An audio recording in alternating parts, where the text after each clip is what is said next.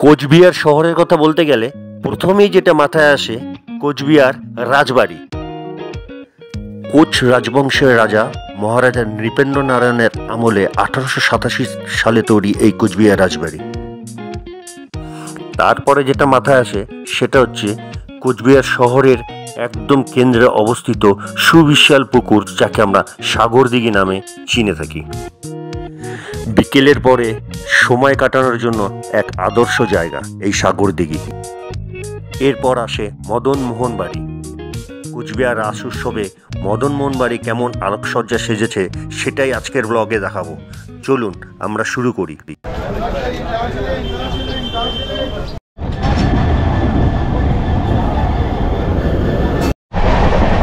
ট্রেনটা non stop যাবে কোচবিহার। পরে আমাদের সাথে দেখা হবে 1560 কামরূপ এক্সপ্রেসের সাথে। আমাদের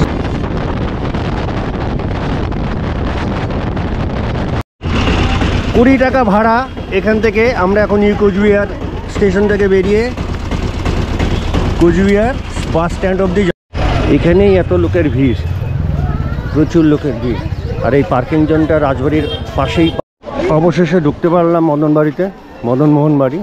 এই হচ্ছে রাজচক্র দেখা যাচ্ছে।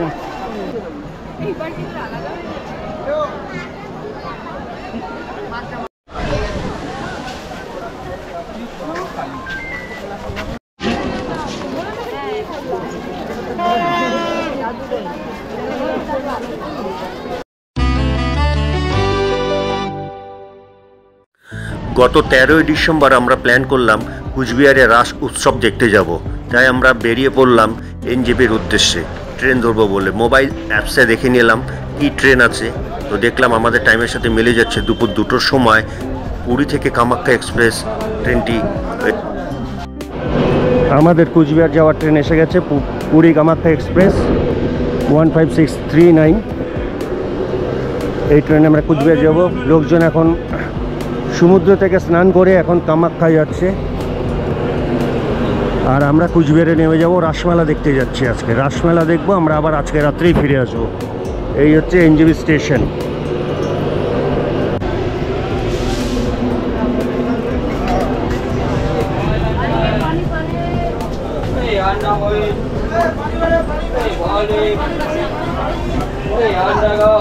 ফাঁকাই আছে মোটামুটি, জেনারেল, কোনো চাপ নেই। আমরা পুরী কামাখ্যা এক্সপ্রেসে উঠলাম। কামাখ্যা যাবে ট্রেনটি, পুরী থেকে আসলো। অবশেষে দুপুর 2:10 আমাদের ট্রেন এনজেপি থেকে বেরিয়ে গেল কোচবিহারের উদ্দেশ্যে।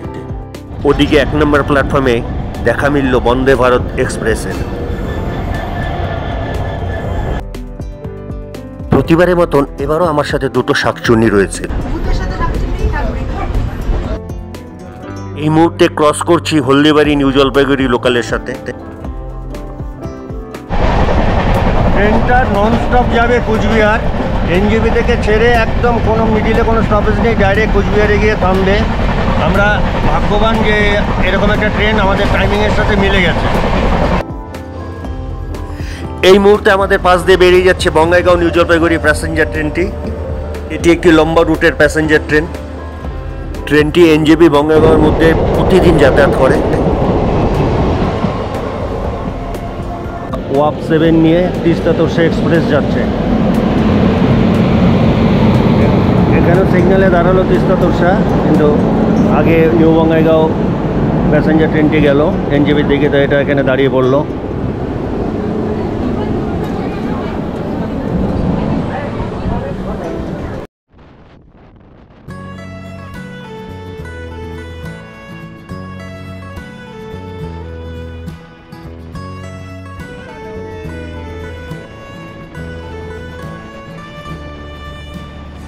এই মুহূর্তে আমরা পার হচ্ছি তিস্তা নদী। ওদিকে যে ব্রিজটি দেখা যাচ্ছে ওটি ডাউন লাইনের ব্রিজ। ব্রিজটি খুব বেশি দিন হয়নি তৈরি হয়েছে, ডবল লাইন হওয়ার পরে ব্রিজটি তৈরি হয়েছে। ওই ব্রিজ দিয়ে যে ট্রেনটি যাচ্ছে ওটা হচ্ছে ভারতের সবচেয়ে লম্বা রুটের ট্রেন বিবেক এক্সপ্রেস। ডিব্রুগড় শহর থেকে কন্যাকুমারিকা অবধি এই ট্রেনটির রুট, এবং এটি এখন কন্যাকুমারিকার দিকে যাচ্ছে। প্রায় 4200 কিলোমিটার এই রুটটি। এই মুহূর্তে আমরা পার করছি জলঢাকা নদী, যেটি মাথাভাঙ্গাতে মানসাই নামে পরিচিত এবং বাংলাদেশে ধরলা নামে পরিচিত।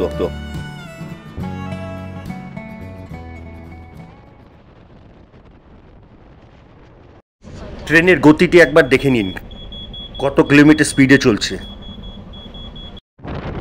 একটু পরেই আমাদের সাথে দেখা হবে 15960 কামরূপ এক্সপ্রেসের সাথে। আমাদের সাথে ক্রসিং করবে কামরূপ এক্সপ্রেস।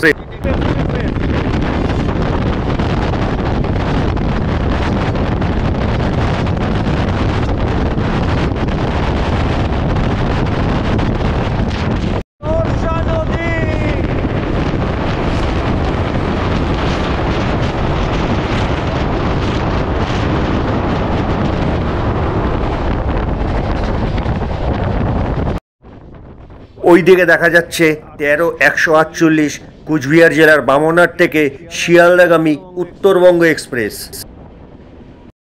একদিকে উত্তরবঙ্গ নিউ কোচবিহার স্টেশন ছেড়ে বেরিয়ে যাচ্ছে, অন্যদিকে আমাদের ট্রেন ঠিক এক্ষুনি নিউ কোচবিহার স্টেশনে প্রবেশ করছে। আমাদের ট্রেন ছেড়েছিল দুপুর 2:10-এ, আর 128 কিলোমিটার পাড়ি দিয়ে আমাদের ট্রেন ঠিক 4:10-এ নিউ কোচবিহার স্টেশনে প্রবেশ করছে। 2 ঘন্টা কীভাবে কেটে গেল বুঝতে পারলাম না। অবশেষে আমরা নিউ কোচবিহার স্টেশনে নামলাম। ওদিকে দাঁড়িয়ে আছে সেকেন্দ্রাবাদ আগরতলা এক্সপ্রেস। নিউ কোচবিহার স্টেশনের বাইরে বেরিয়ে এখন আমাদের অটো ধরে কোচবিহার টাউনে যেতে হবে। এখান থেকে কোচবিহার বাস স্ট্যান্ডের দূরত্ব 6 কিলোমিটার। তিনজন কোনটা? 3 জন যাবে? ভাড়া কত করে নিচ্ছে পারে? কোন অটোটা?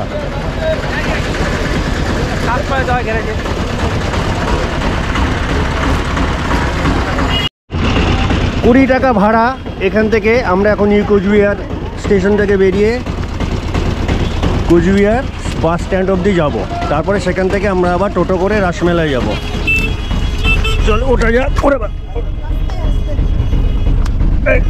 এই বসলাম, এই তো সাইড।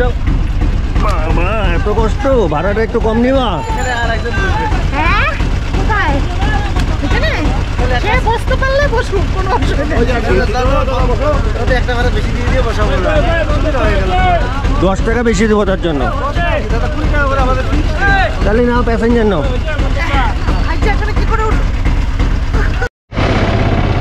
নিউ কোচবিহার স্টেশন থেকে আমরা এখন কোচবিহার বাস স্ট্যান্ডের দিকে যাচ্ছি।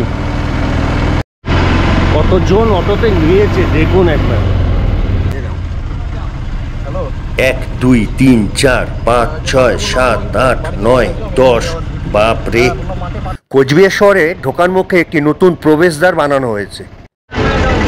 অবশেষে আমরা নিউ কোচবিহার স্টেশন থেকে 15 মিনিটের অটো জার্নি করে কোচবিহার বাস স্ট্যান্ডে আসলাম।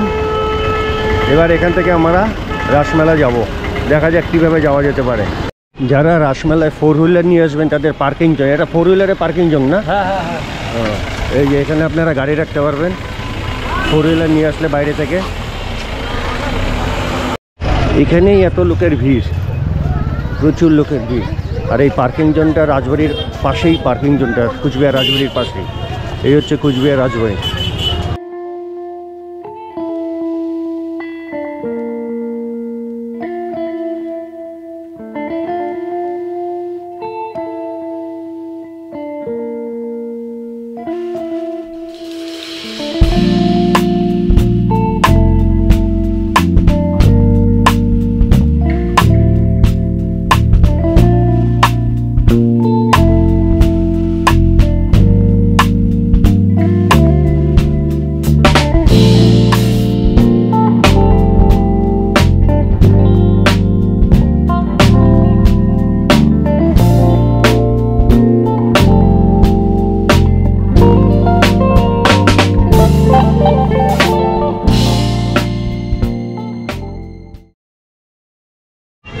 আমরা সাগরদিঘির পাড়ের থেকে আসলাম। সাগরদিঘির পাড়ের ওখান থেকেই নো এন্ট্রি শুরু হয়ে গেছে, তার মানে আমাদের অনেকটা হাঁটতে হবে।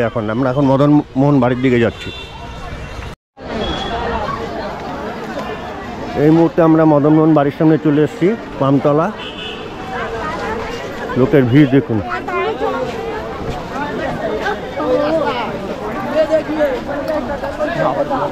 আমরা কুচবিহারে এসেছি মূলত রাসমেলা পরিদর্শন করতে, কিন্তু রাসমেলা, মদনবাড়ি, রাজবাড়ি সব দেখিয়ে ব্লগটি অনেক বড় হয়ে যাবে বলে আমরা দুটো পার্টে এই ব্লগটি করছি।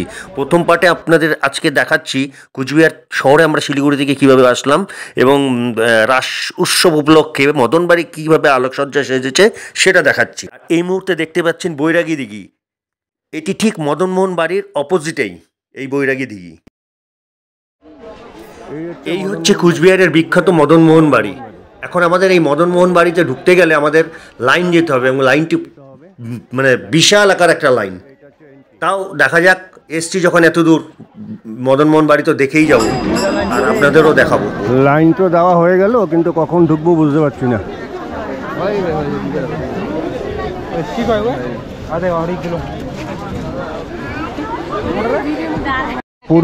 পুরুষ মহিলা আলাদা আলাদা লাইন আছে।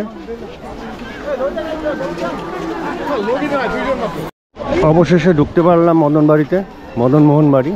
এই হচ্ছে রাজচক্র দেখা যাচ্ছে। অনেকেই রাজচক্রকে একবার ছুঁয়ে দেখার চেষ্টা করছে বা তার মনের ইচ্ছা পূরণ করছে রাজচক্রকে ঘুরিয়ে। আমরা এখন মদনমোহন বাড়ির ভিতরে ঢুকে গেছি। আমি আর বেশি কথা বলবো না, জাস্ট আমার ক্যামেরায় কি কি ধরা পড়লো আপনারা দেখতে থাকেন।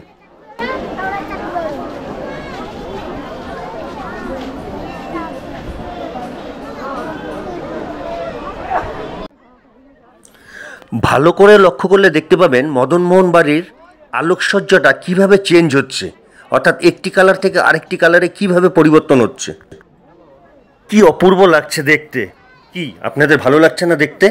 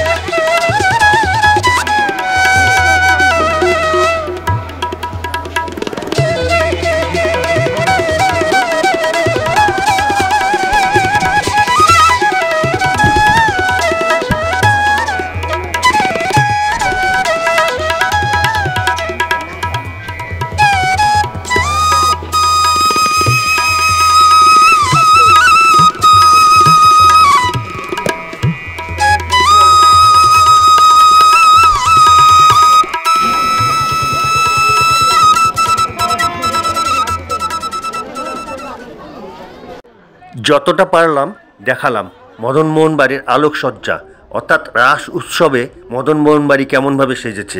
চলুন আগামী ব্লকে কি দেখতে চলেছি আমরা তার একটু ঝলক দেখে নিই। দেখি 22 রকম মশলা দিয়ে পাশ করা চপ খাওয়া, দেখে একটা দাও। বন্ধুরা, ছোট্ট ছোট্ট সোনারা, সবাইকে বলছি এই সুযোগ জীবনে হয়তো।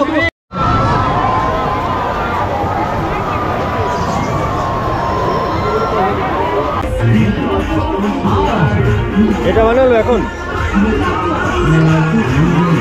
সবাই ভালো থাকবেন, সুস্থ থাকবেন এবং ব্লগটি পছন্দ হলে লাইক, শেয়ার, সাবস্ক্রাইব অবশ্যই করবেন।